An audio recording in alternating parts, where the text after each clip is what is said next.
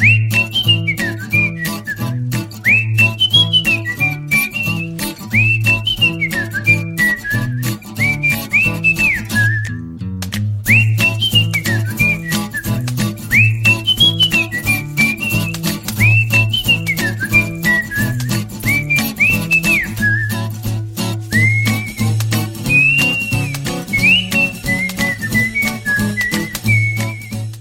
hi, this is Nicole Brandon, and welcome to Hourglass Brides.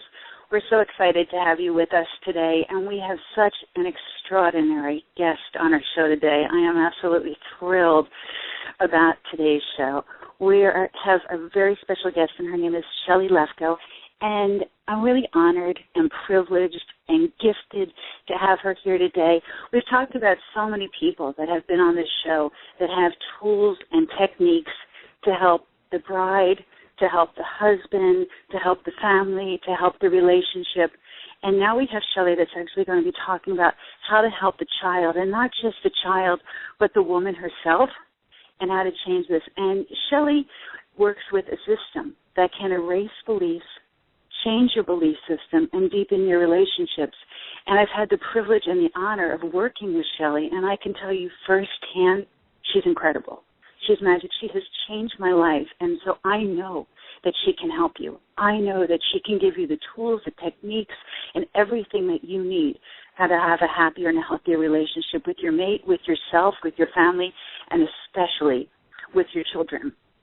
Shelley is the co-founder and the vice president of the Lefkoe Institute, and she is the founder and the president of the Possibilities Parenting Center, which I love that, the Possibilities of Parenting Center, and all that encompasses. She offers private sessions, in-person sessions, telephone sessions, and she has helped people throughout the world. And she does that using the Lefkoe method. This is a revolutionary approach that's enabled over 12,000 people to stop a wide variety of undesirable emotions and behavioral patterns. And she's going to talk to you about how she does that. And we're actually going to bring her back separately just to talk about how to erase beliefs, but I'm sure she's going to address that today. She has personally worked with over millions of individuals from around the world, and she handles issues from every gamut, from eating disorders to phobia to depression to procrastination, and how to have healthy relationships, which she's going to talk to you today about how to have those healthy relationships with your children and how to make that work. She helps business people. She helps families just across the board. She is just one of the smartest, savviest, most intuitive, most visionary, most loving, most gifted people I have ever come across, and we are just so honored to have her today. She's a keynote speaker all around the world, and the fact that she has taken time out of her schedule to work with us is just really such an honor and such a blessing. So we want to talk today also about her course and her classes. She has something that she calls Parenting the Lefkoe Way, and she'll talk about how many years that she's been working with this process and how she's worked with her own children and her own family. And I know that even in being with her, I feel more loved. I know that she knows how to love at a deeper way than almost anybody I've ever met on the planet. And we've talked about before that this coming weekend is my parents' 50th wedding anniversary. And Shelley and her husband, Morty, have this extraordinary relationship, and they've been able to embed that in children and other loving families around the world.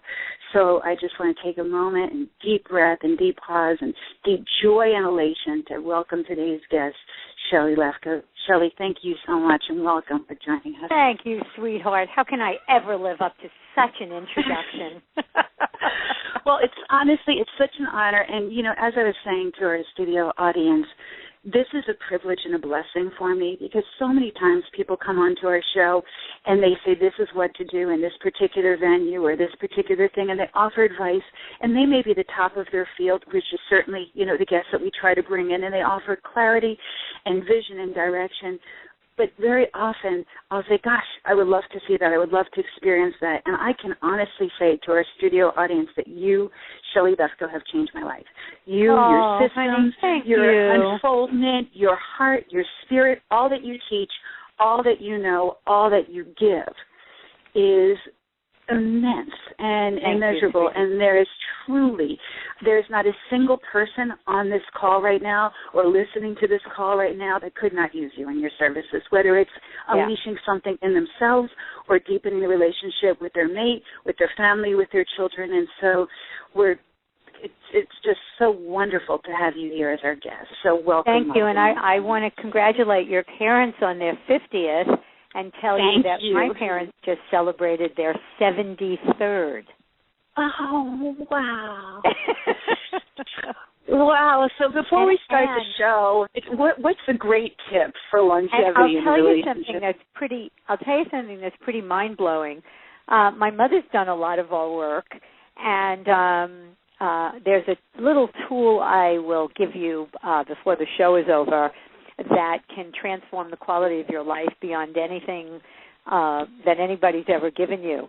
And my husband teaches it in a course that he does and teaches you how to use it over time, daily, so that it becomes automatic to you. And my mother took the course, and my father called me and he said, "What did you do with my wife?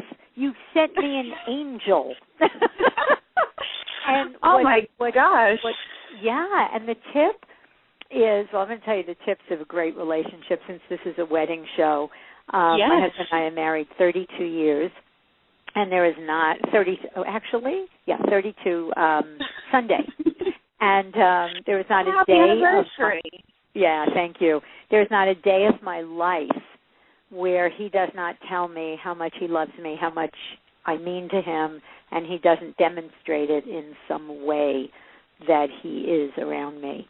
And I can tell you that the secret to a happy marriage is two things. Number one, before you get married, so this is the perfect audience for me to say this to. Yes.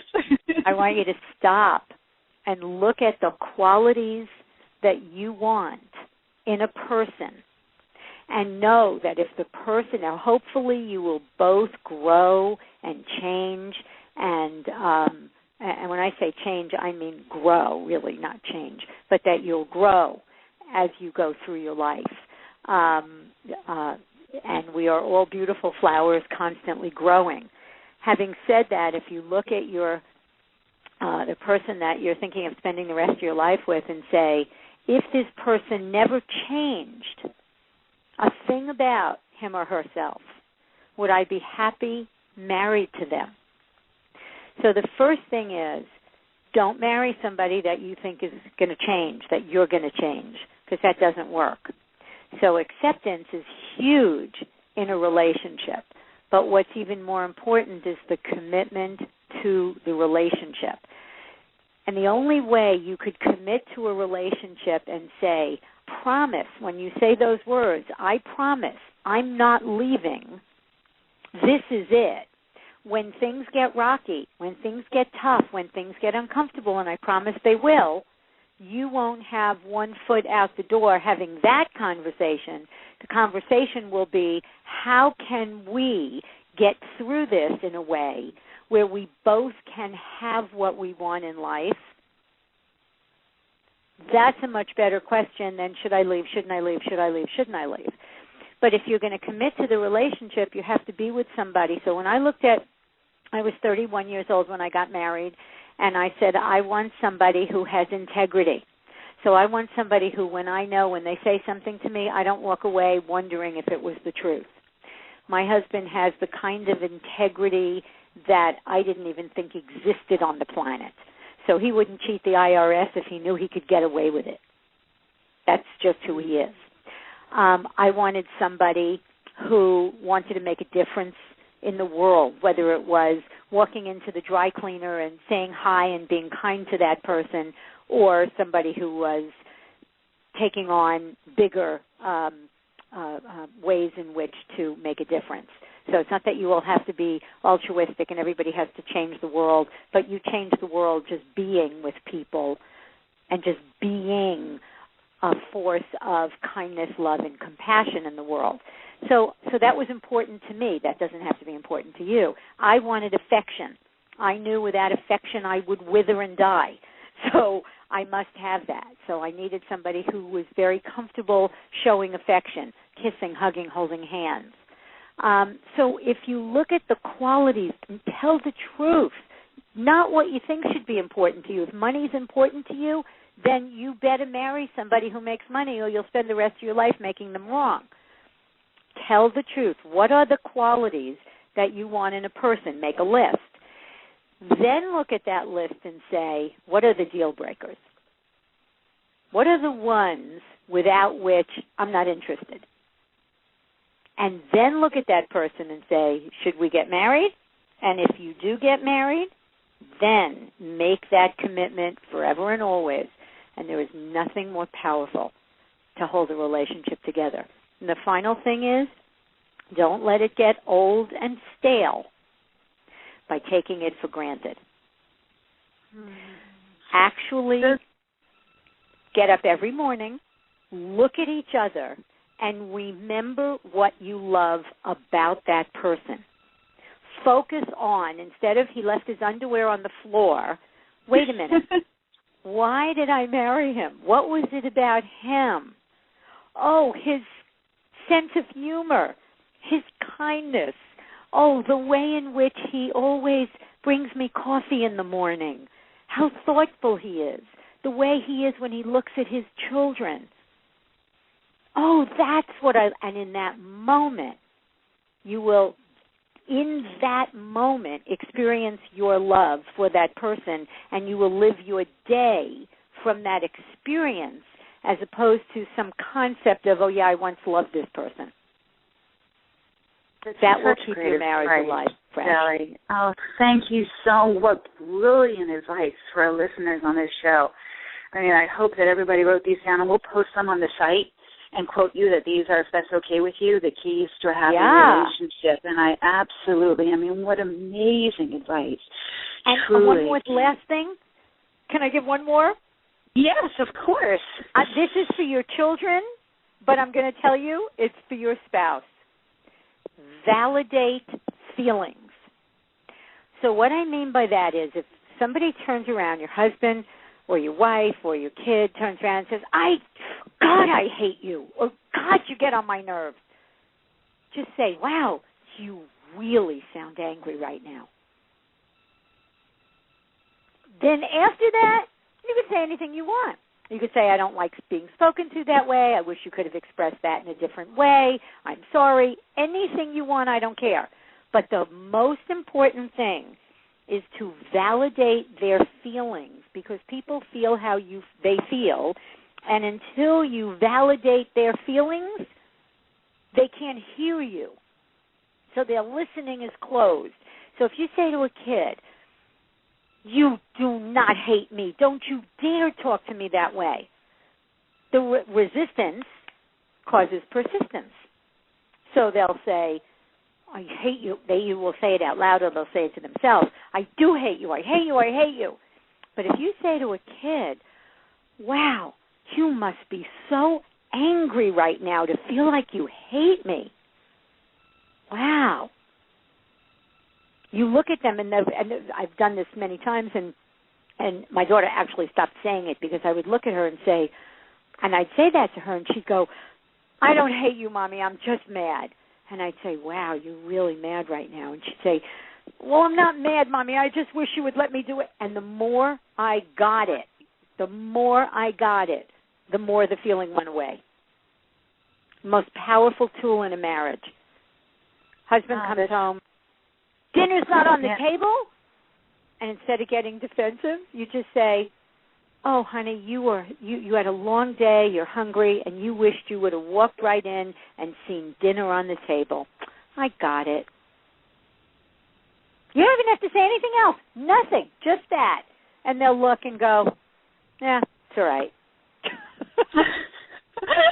My gosh, it's so funny, Shelley, because we're talking about parenting today, and I'm so excited to, dive into that. But I have to tell you, the way you love your kids, we've talked about many times on the show over the past couple of months how much I love my parents. And I think, I was in the very front of the line when they gave out parents. I think I was right there. But if I ever did not have the parents I had, I would have wanted to be willed to you and Morty because you guys know how to love. I mean, you really know how to parent and you know how to love, and I so admire that. And I know that not only do you do it with your own children, but you've taught people how to do this all around the world. And so how did you go from working with beliefs to working with kids and translating that? And, you know, was it something inside of you or you were drawn to? Yes. Yay, that's my favorite question. So how I did that was, for the first few years that I was helping people eliminate belief, people would come to me and say, I'm in pain. Either I can't communicate, I can't stand up for myself, I'm depressed, I can't make my relationships work, I procrastinate. Whatever their suffering was, minimal suffering or eating disorder, depression suffering, underlying those problems were always, listen to me, always negative beliefs. Good enough. I'm not important. I'm not capable. Mistakes and failures are bad. And for those of you listening who are saying, oh, I don't have those, you do. So these beliefs are unconscious. We don't even know that we have them sometimes. But when things don't work out for you, like people have read a lot of books and they say, oh, I know making mistakes and failing is really, really important. And I say, oh, and you think it's a good thing? And they say, oh, yeah. And they say, I teach that. And I say, oh, so when you fail, you say, way to go, Nicole, great learning opportunity to yourself. And they all go, well, no. And I say, really? You mean you beat yourself up? And they say, yes. And I say, and then they get it. And they go, oh, yeah. So you could know these beliefs are not true in your head, but still believe them. So I started working with these beliefs. Life is hard. I'll never get what I want. I don't matter. And day after day, week after week, country after country, because many years later when I started working on the Internet now, I have clients in Uganda, Pakistan, Saudi Arabia. It is mind-boggling where my clients live now. And so everybody has the same beliefs underlying these problems. And they always came from the same place. They came from the early interactions we had with our parents when we were little. So I said, wait a minute. If all this suffering, if all these beliefs that lead to all these problems come from interactions with parents, I have to alert the press. I have to tell parents to be very careful what you say and do with your kids because they're concluding these things. And I became obsessed. Wow. I'm on a mission. And I'm very clear. I'm very clear about very few things in life. But I am very clear that if parents were cognizant of what their children were concluding when they walked away from them and became committed to training themselves to have the skills and tools to know what to say and not to say, I bet my life the world would change. That's massively. Incredible. That's incredible. So one of the questions I have for you is that we have a lot of listeners on this show that they're marrying somebody that has children. Yes. And so they are, especially in today's, age, a lot of times we're taking on the step-parenting role. And whether that's you're just marrying somebody that has a child or very often now, unfortunately, people that go away to war and don't come back or illnesses and you've got a single parent that then, has found somebody and they're able to start over again and then you have these children. And so by having these tools and techniques in yourself, does that not translate whether it's your child or a child that you're taking on and going to be connected with for life? Totally it does, and it's a whole nother ball of wax. So the basic principle is when you're dealing with children, I don't care if you're a teacher. I don't care if you're a step-parent. I don't care if you're a single mother.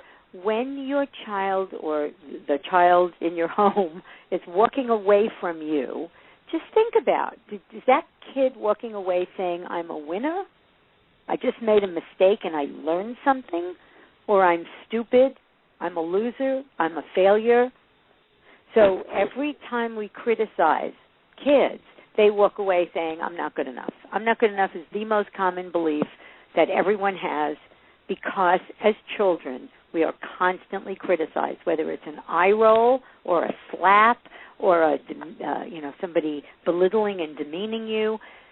There's lots of it in our childhoods. So that's number one. Number two, let's talk to the people who are going to be step parents first. So, Nicole could probably teach a lot of you how to walk a tightrope.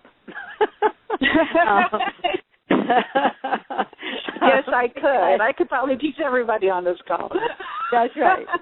So Nicole is an amazing. What are you?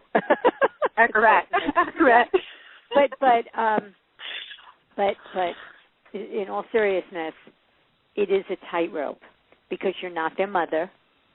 I don't know how many men are listening to this call, but you're not their father. And yet, depending on the age of the child, you are going to be a force, an influence, possibly a guide and protector, possibly an adopted parent. So you're going to have a role in this child's life. And everybody is going to handle this differently. So if the child has a mother, you're not replacing that child's mother, and you need to have a relationship with this child. Now, here's the secret that I think is a great gift for all of you to have. I told my children, do not respect me because I am your mother. I want you to treat me with dignity and respect because that is how I will treat you. That's how you treat people. So the fact that you are or are not their mother is less relevant when you're going to have a relationship of dignity and respect.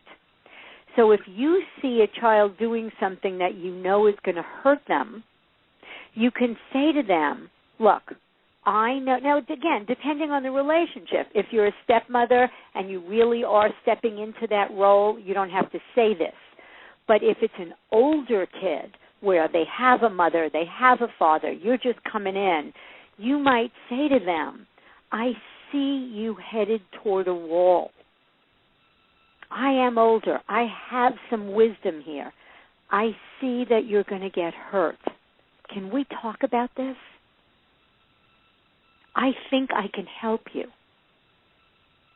So you're asking permission to support this child, because whether you're a parent or a step-parent, I would like to see the days of because I said so end anyway.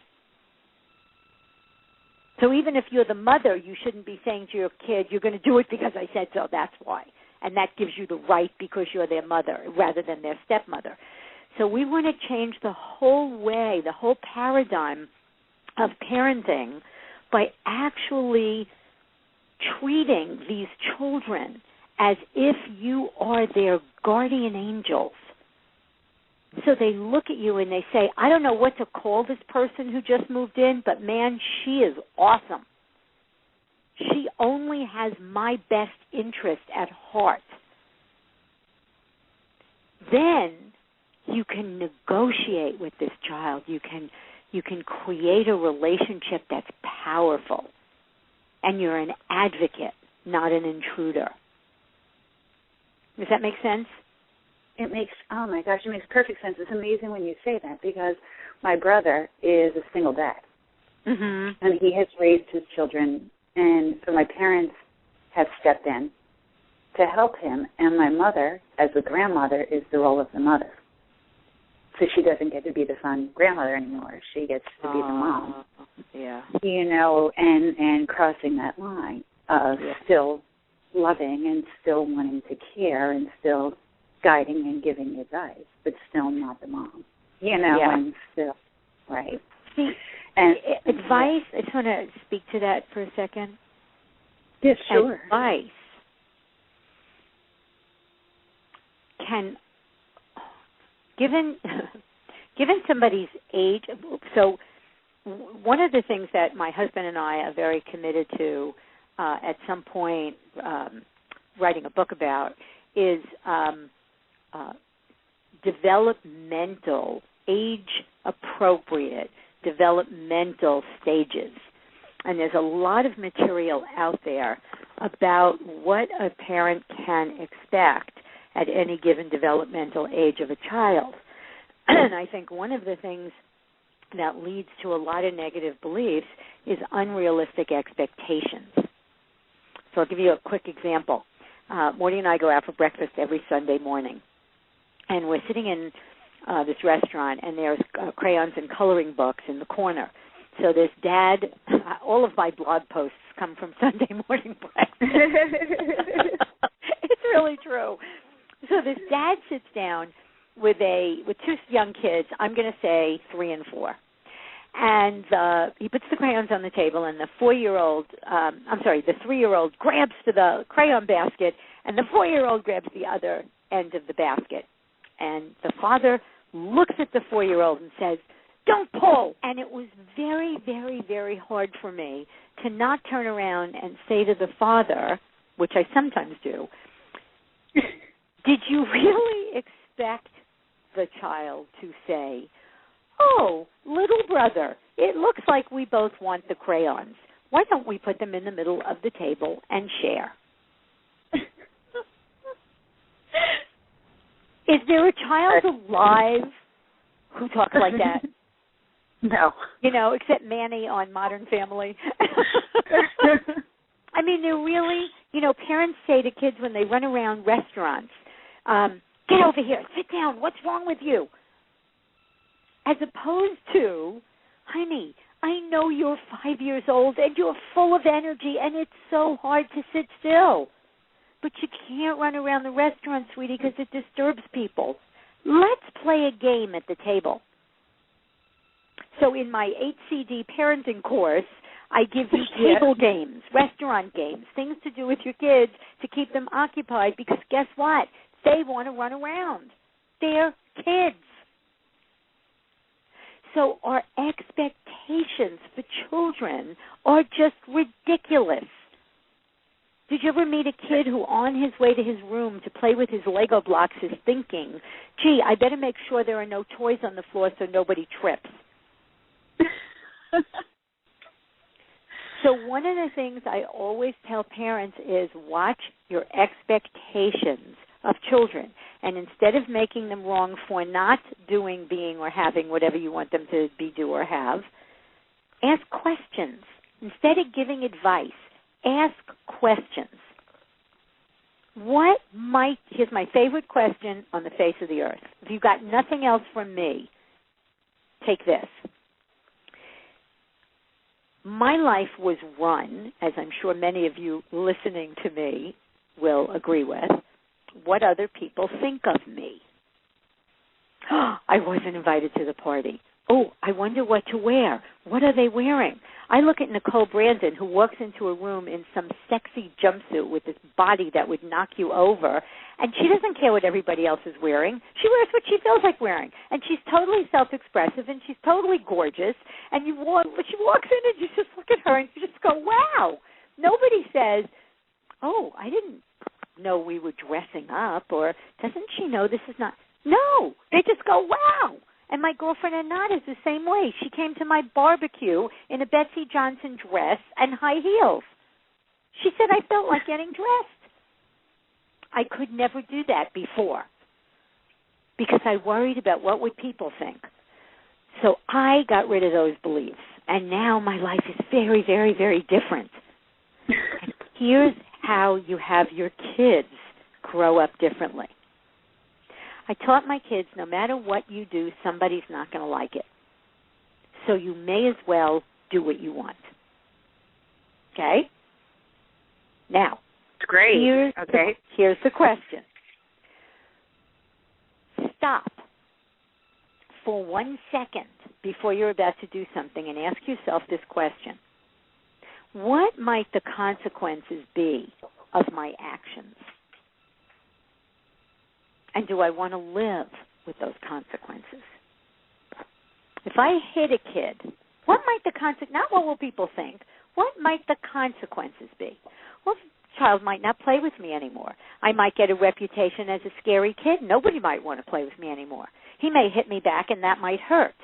So with little kids, you teach them what consequences might be, and so they grow up learning how to do this.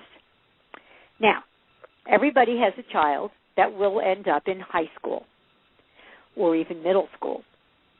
When they get there, do you want them asking, when somebody says to them, let's have unprotected sex, let's cut school today, let's do drugs, let's get in the car even though the designated driver had a drink, as happened to my daughter. Do you want them asking themselves, what will people think if I don't? Or what will the consequences be? It's a great question, Shelley. I mean, it's a great question for anybody in their life. Yep. See, you will never know what most people think of you. They don't tell you the truth. Nobody's going to say, I really never liked you, or you really get on my nerves. For the most part, everybody has a smile and says, they like you. And when you speak in public or all the things that people are afraid of, you may get feedback. But notice the feedback. I always say to people, when you were a kid, did your mother or father worry about what will the neighbors think? And they all go, oh, yeah, of course. And the ones who say, oh, no, my parents didn't care, I said, yeah, if you came home and said, can I dye my hair pink, what would they have said? And, yeah, I got it. So everybody's parents cared about what people would think. And then I ask all of my clients all the time, did what people thought of you when you were little, first of all, do you know what the neighbors thought? No. No. Has it had any impact on your life at all? No. No. It's cuckoo. Right. That's amazing to think about. I mean, it truly is when we go back in time, and I've had the opportunity to work with you on beliefs and know how, you do some of those paradigms of looking from the outside in and really seeing, what serves you. And it's an amazing, amazing process. And as you talk about the book and the product that you're creating for the different stages, I would sure love to put that on our site, because certainly we have people that are, listening to this show right now that don't have children yet, but they're planning on having a family. And as you talk about the different stages, what a great way to start off correctly with the child and to actually, yes. Yeah, that's one of the reasons, Nicole, that I was so excited to do the show, because if my 8 CDs, I wish that anybody could listen to when they're pregnant or before they have a baby. Because not only will you learn how to talk to your kids, but you learn how to talk to your spouse. You'll learn how to talk to your boss. You'll learn why you get upset when people say things to you. There's something we call nipping negative beliefs in the bud when we use it for children. But it's the process that I talked a little bit about at the beginning of the show, I alluded to, and it's where we give meaning. So the premise of our work is that events, things happen, and they just happen, and we give meaning to what happens. My boss just yelled at me. Well, let's use a wedding example. So you're planning this gorgeous wedding, and something goes wrong. The they forget the salmon, or, something, I don't know, happens that, because there's a million little things that can go wrong when you're having a wedding. And the meaning we give it that gets us upset is it's going to ruin my wedding. And I promise you that nothing, unless the groom doesn't show, nothing is going to ruin your wedding. You're going to stand there and marry in front of all the people that you love, the person that you've chosen to spend the rest of your life with. Do you really think if the caterer didn't show up, anybody would starve to death? Nobody's coming for the meal. And for 20 minutes in the car going home, they might talk about how bad the food was. After that, no one cares. So it is the meaning that we give the events that cause all of our pain and suffering. And there isn't an event, including getting married, that has inherent meaning. So what do I mean by that? Yes. So if somebody gets married, so if somebody comes to you and says, I'm getting married, does that mean they're going to live happily ever after? No. Does it mean they're going to have kids? No. Does it mean they're even in love? No. No. Unfortunately, the fact that you're getting married does not mean you'll stay married. It doesn't mean you're going to have a good marriage or a bad marriage. So meaning is always in your head. So let's assume, everybody do this with me. Close your eyes and imagine you come home and you walk in the house and your fiance, your spouse, doesn't kiss you hello. What would you automatically think? So, Nicole, give me something. That they don't love me. They don't love me. Now, some people say they must have had a bad day. Or, doesn't mean anything, they never kiss me when I walk in the house. Or they don't love me anymore. Where did all those meanings that everybody came up with come from? Their head, their fears? Their head. No, not their fears. It came from their head. Okay. What do you think? So if somebody walks in a room that you know and doesn't talk to you, what do you think? I think, and then you make something up. My kid just talked back to me. What meaning? What do you think? They don't respect me. That's all in your mind. Before you give the events meaning, they don't have any. So I don't know how many of you know TED, the TED Talks. My husband just got a TEDx talk, and this is what he's going to do the whole talk on. Events don't have meaning.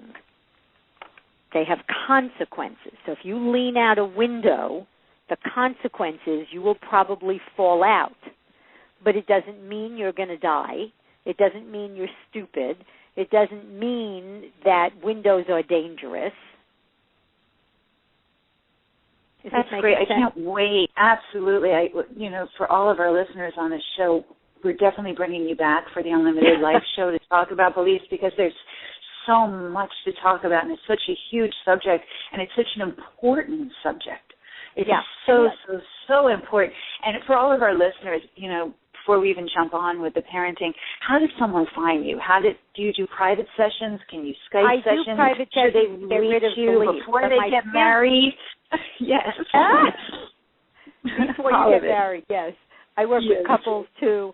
But in terms of my parenting CDs, which is really my commitment today, it's Parenting the Lefkoe, L-E-F as in Frank, K-O-E, way.com. ParentingTheLefkoeWay.com. And the reason I brought up this whole thing about meaning is because if you could anytime when you get married and somebody has children, or you're a single parent and you're just going, oh, God, they don't have a dad, everybody else has a dad, that means this kid is going to grow up messed up, those meanings are going to keep you from taking effective action like, who do I know that could be like a surrogate father for my kid? How can I get my kid a male role model? What are some ideas or ways to do that? How can I find that out? What information is out there? I'll talk to my friends. I'll pick people's brains. When you're not in an emotional state, you can be way more effective in taking steps to rectify whatever it is that you're upset about. When you're in the upset, you're in the upset. So if you say, it doesn't mean anything that my husband's son just stormed out of the room away from me. It has no meaning. It doesn't mean he doesn't like me. It doesn't mean, whatever happened, he just stormed out of the room. Has no meaning. Now, how am I going to handle it? Well, I can go to the kid and say, listen, you seem really, really upset. I don't know if I said or did anything. If I did, please feel free to tell me. And if there's any way that I could help, let me know. I don't want to crowd your space. I don't want to step where I'm not wanted. But please let me know I'm in your corner. Even if he hated your guts, after that conversation, he's going to rethink it. Okay, so that's amazing. And these tools and these techniques, so then what is the real job of a parent? So your job as a parent is so here's the deal. Let's assume I have 2 kids, all right? I have child A, we'll call him Charlie. And Charlie has the beliefs, I'm not good enough. I'm not important. So look at your iPhone while your kids are talking to you, and they will have the belief, I'm not important. Criticize them, they'll have the belief, I'm not good enough. So we have Charlie who has the beliefs, I'm not good enough, I'm not important, mistakes and failures are bad, and if I make a mistake or fail, I'll be rejected. And what makes me good enough is having other people think well of me. Now I have Steve, my other child. And Steve has the belief, I am good enough, and I'm important. And mistakes and failures are learning opportunities. And my worth and value is not a function of what others think.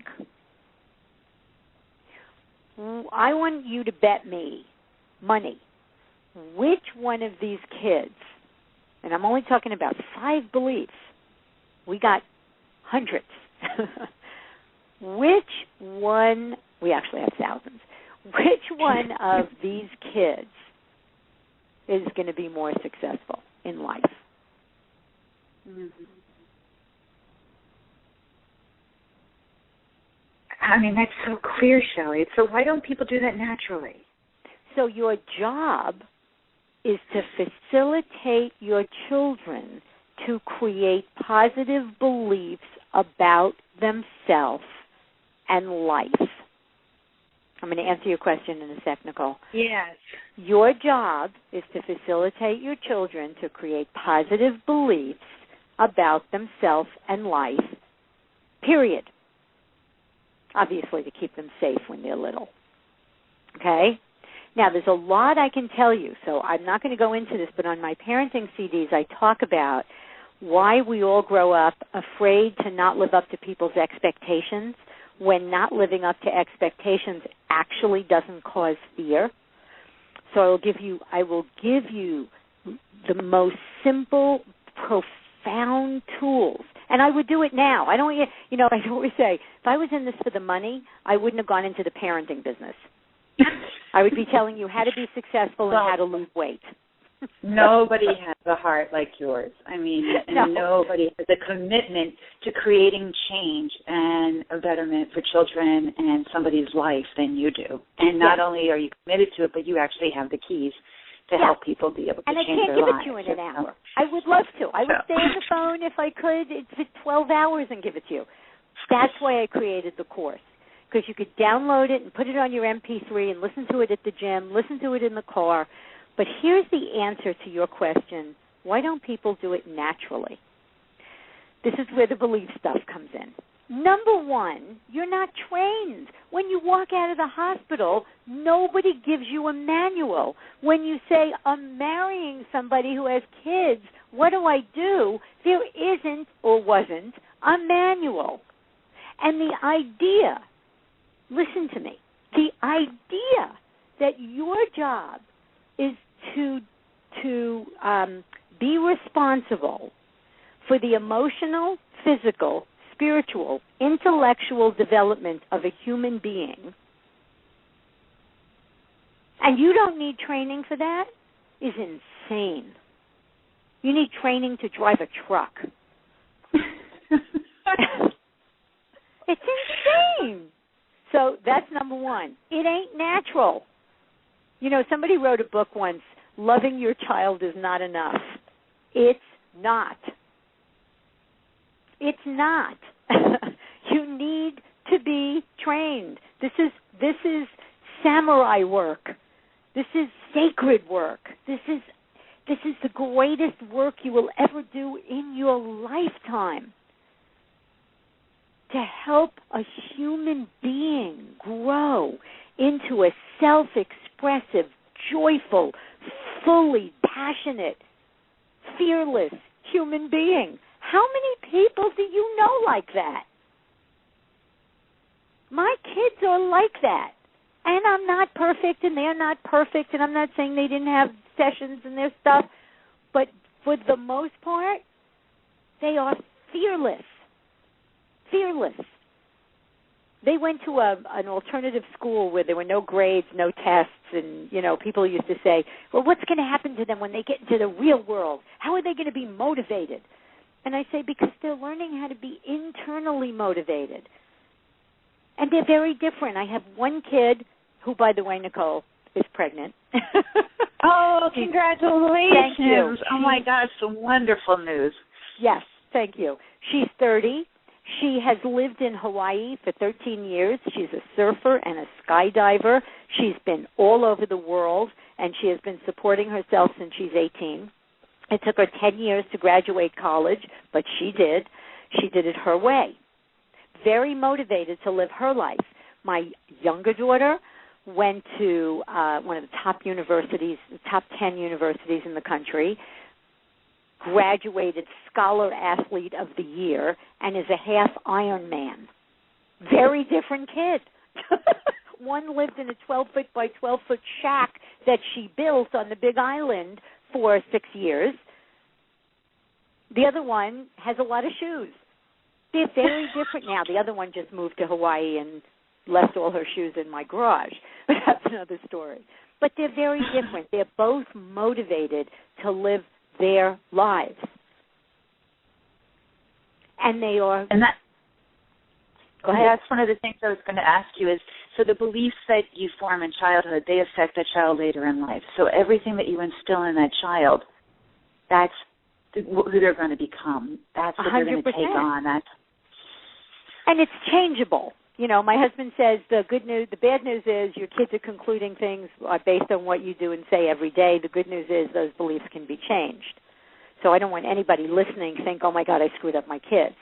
As I said, my kids are not perfect. They've, you know, had issues and stuff in their lives, and I wasn't a perfect parent, and even though I had all this information, but we were very different than most people.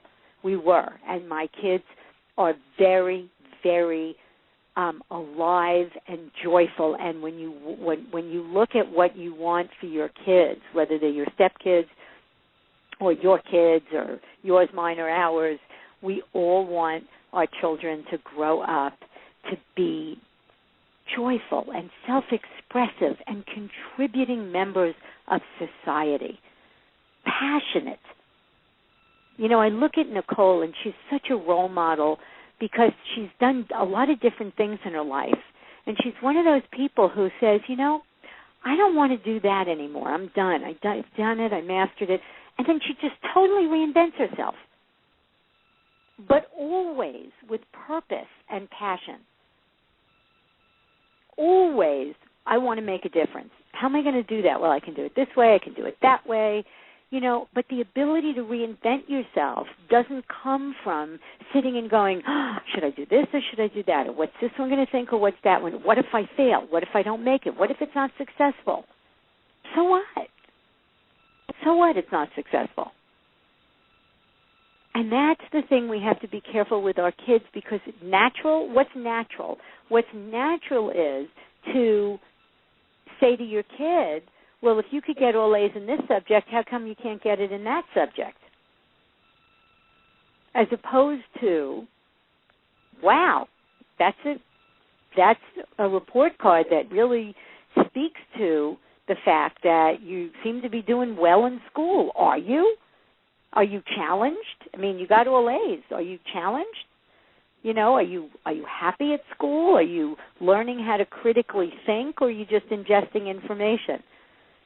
And the idea that we should get all A's, I ask my clients every day, do you excel at everything you do? And it's funny, almost always they say no. I had a client on Wednesday, and he said to me, I swear, he said to me, well, I do excel at everything I do. He says, but I don't do anything I don't excel at. Oh, I know that feeling, yes. And that's the truth. Right. So nobody excels at everything. Why do we expect our kids to? It's silly. So what comes natural is to keep asking them to jump through hoops, and they're not circus puppies. They're not here to jump through hoops. They're here to So I understand, and I think that's to say that they're not circus puppies, but they're children that need to grow and to learn, and I think that all this information, that you're giving our listeners it's so valuable, and we only have a couple minutes, so I just want to ask you, what are some of the principles then that will guide parents towards being the best parent that they could be? Well, the first thing is get trained. Get trained. So whether you buy my CDs or somebody else's, but the guiding principle is when you learn anything about parenting from anybody, ask yourself the question. So Dr. Ferber says, let your kid cry themselves to sleep. So you should stop and ask yourself the question. You hear Shelley's voice in your head, Auntie Shelley's voice, saying, what will your child conclude if you let them cry themselves to sleep? How important will they feel? They have one way of communicating, and it's not working. I don't think that what they're going to conclude is my needs are important, I'm important, and I matter. Babies don't manipulate you. That's just ridiculous. But if you let them cry themselves to sleep, they will learn to go to sleep. They will also learn that they're not important. So here's my three words. At what cost will I do what these parenting experts tell me to do? Yes, what they say works in the short term, but in the long term, what's it going to do to my kid? Somebody tells me to hit my kid, like Dr. Dobson. Really hit him, Pat. What are they going to conclude? Well, I guess they'll conclude that violence is the way to handle things. And then you wonder why they grow up and they hit. Another insane thing. They will also learn that they are powerless and that you have total power over them. And then when they're teenagers, you want to know, why are they so rebellious? Oh, yeah, because when they were 3, I hit them. And if you think I'm kidding, this is what I listen to all day long. So the first principle is when your child walks away from you, what are they concluding? And, some of it will be intuitive. It's very logical. If you ignore a kid, they're going to conclude I'm not important. If you say, because I said so, they're going to feel powerless. So when people used to walk out of my one-day workshop, they used to say, well, I know what not to say, but I don't know what to say. And that's why I created the course, to teach you what to say in every given situation so that your children will not create negative beliefs. And then at what cost must I have it my way? At what cost to that child? And those are really my fundamental principles. Get trained and remember those 2 principles. That's great. And then, Shelley, how do people find you again? How do they get your course? I just want one more time for you to share with us. Parenting the Lefkoe Way. L-E-F as in Frank, K-O-E. Parenting the Lefkoe Way. That's, and then, if you want to email me, it's that just do it through there, and they'll send it to me, and I will answer you. That's just, I love this information so much, and I think that for anyone, like you're saying, whether you have a child, whether you're going to have children, whether you want to have a better relationship with your spouse, with your family, or even with yourself, like you're saying, what meaning, do I have from this? And I just think that your work and the work that you do and the changes and the doors that you open in somebody's heart and themselves and the freedom that you give people to grow without being put in a box or hitting walls or getting stuck. It's priceless. It's amazing. And the fact that you dedicate your life and your heart and your time to helping people all over the world to create these changes and to have these better lives is just it's amazing. You're such a gift. Thank you. And I thank everybody who listened to me not because you listened to me, but because I really believe, and I cry when I say it every time, if we raise our children with dignity and respect, if we treat them with dignity and respect, they will learn to treat others with dignity and respect, and the world will work.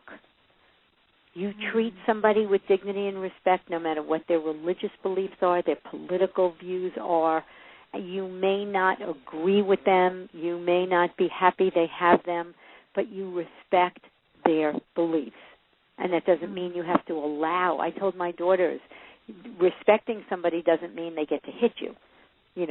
I said to them, you can be angry, you can shout and be very angry, but it's not okay to hit, and it's not okay to call me names. Another thing is iMessages.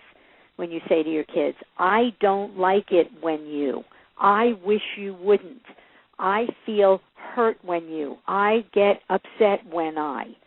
So you're owning it, and you're teaching your kids not to be victims. They're not victims. They don't make you angry. I get to say, I want you back on this show, and I'm so thrilled that you are here with us today. Thank you. I respect and honor you so much. And I know for myself and for, all of our listeners, we just, such a grand gift to have you and your knowledge and your wealth of information. And everybody should be finding you, working with you, and really finding those tools and keys to opening the door, not just with their children, but with their own lives. So, Shelley, thank you so much for being on the show with us today. Thank you. All right. Have a great day. Bye-bye, and thank you again. What a wonderful guest today. What incredible information. It's like I couldn't write fast enough everything that she's saying, and I really want to be able to share this with so many people. And so I can't wait to have Shelley back on. And so thank you for being with us today. Next week we have Melissa Centeno, who is going to teach you how to buy your dream house. I don't know if you remember, I told you that Melissa helped me sell one of my properties, and we were on a television show, and she's incredible. She's funny, she's smart, she's savvy. She can put you into larger houses than you thought you could afford, and if you have a dream and a vision in your mind, she can help you find that property, get into that property. She really is a dream weaver in the real estate market, and so we're really that she's coming with us. And then the following week we have the Goddess Whisperer coming on and teaching us. That's going to be such an extraordinary show. And then Feng Shui, and then everything bridal. So stay with us. We so look forward to the shows coming in the future, and today's show was so wonderful. So thank you for sharing today in Hourglass Bride, and I'm wishing you all a wonderful week. Thank you so much.